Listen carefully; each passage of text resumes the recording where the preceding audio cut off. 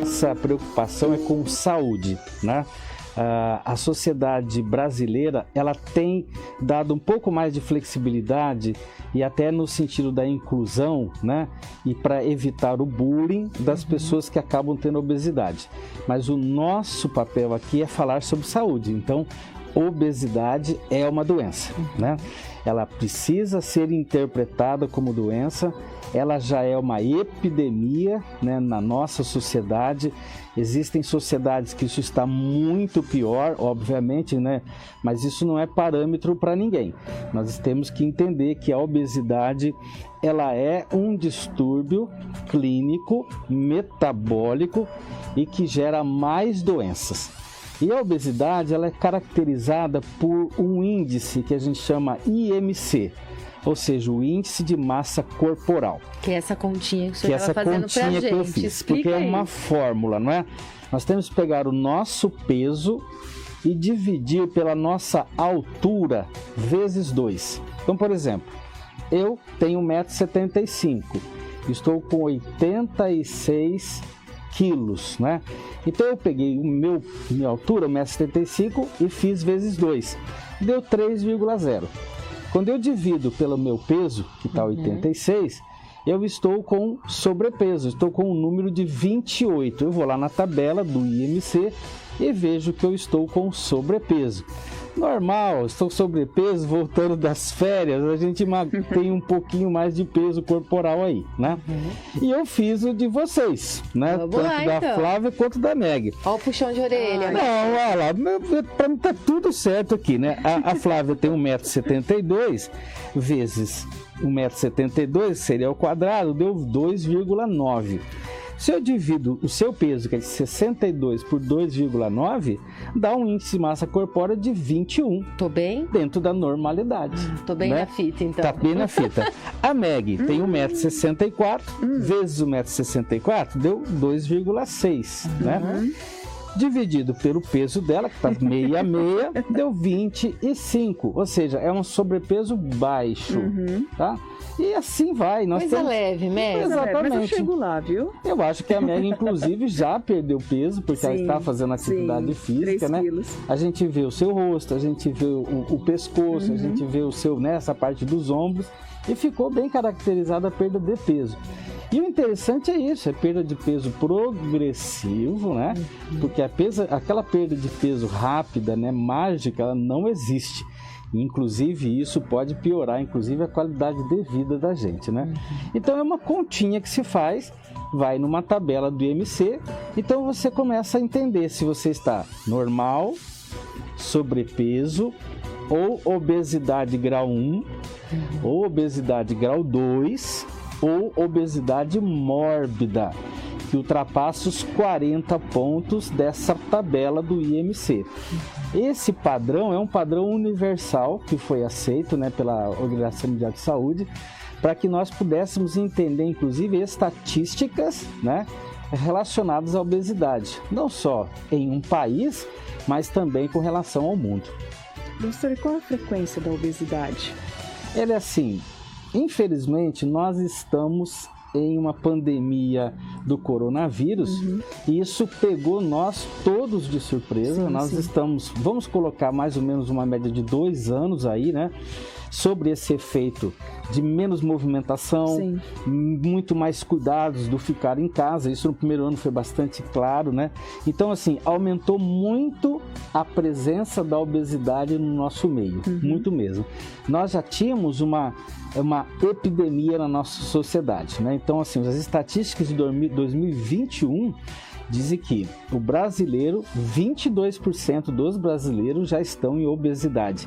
E as mulheres, 30,2% da nossa população inteira. Então, assim, a gente tem esse elemento como um fator já de constituição, meio que cultural da nossa sociedade, né?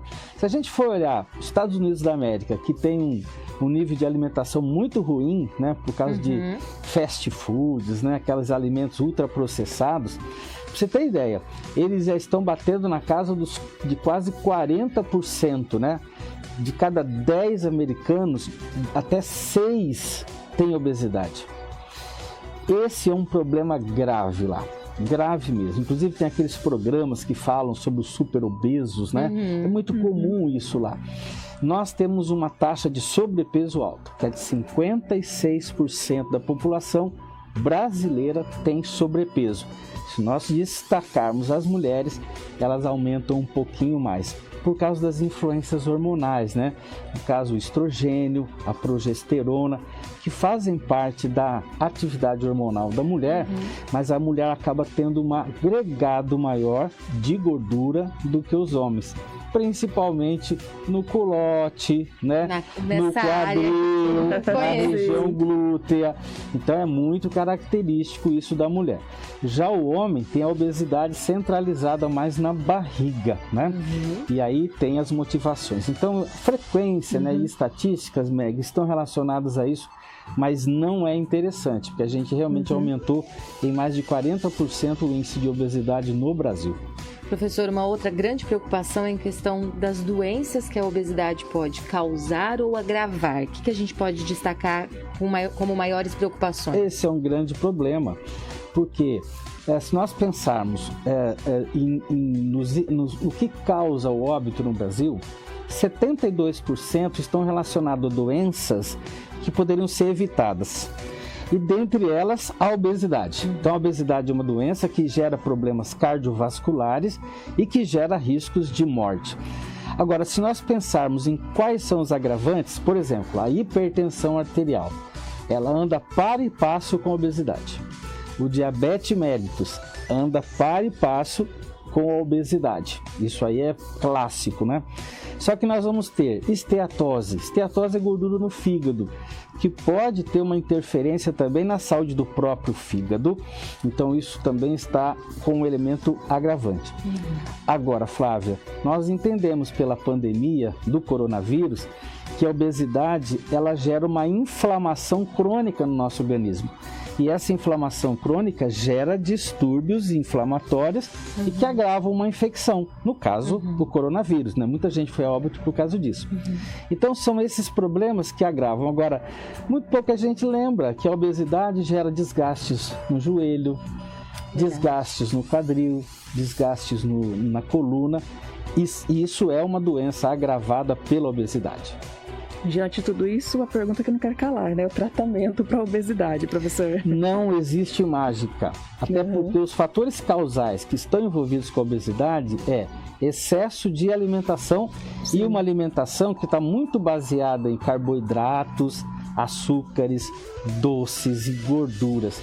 Então, o primeiro passo é controlar esses fatores de risco. E aqui a gente tem que quebrar a ideia que a obesidade é hormonal. Não, é raro. E genética também é rara. O que nós temos, na verdade, é um desequilíbrio do que a gente come com o que a gente gasta. Então, o que está muito próximo da obesidade? O sedentarismo. Né? Então, o tratamento da obesidade, ele é clássico. Uma ingesta adequada de alimentos, não é? Com a base de frutas, legumes, verduras, carnes magras e uma rotina bem organizada com relação à alimentação. Outra, atividade física regular com gasto calórico que gere esse compensar. Eu me alimento? Ok, mas eu pratico atividade física e eu consigo compensar esse gasto calórico, né, com a minha ingesta. Precisa ter esse equilíbrio.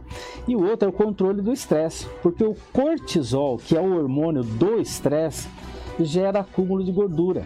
Quando a gente come por estresse, e é muito comum, ou por ansiedade, ou por depressão, a gente come muito. Qual é o hormônio que regula essa ansiedade? É o cortisol.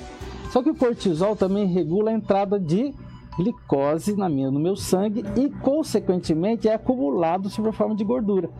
A insulina é aquele hormônio que gera a entrada da glicose dentro da minha célula. O cortisol inibe isso. Então, o cortisol é um hormônio não muito agradável. Ele é importante, mas ele acaba gerando tudo isso. Então, controle do estresse. Se você tiver esses 3 pilares, você consegue ter um controle do peso e ir progressivamente perdendo. Agora, nós temos que colocar claramente para o nosso ouvinte: não existe mágica. Eu vou emagrecer 5 quilos em uma semana. Opa, tomem cuidado.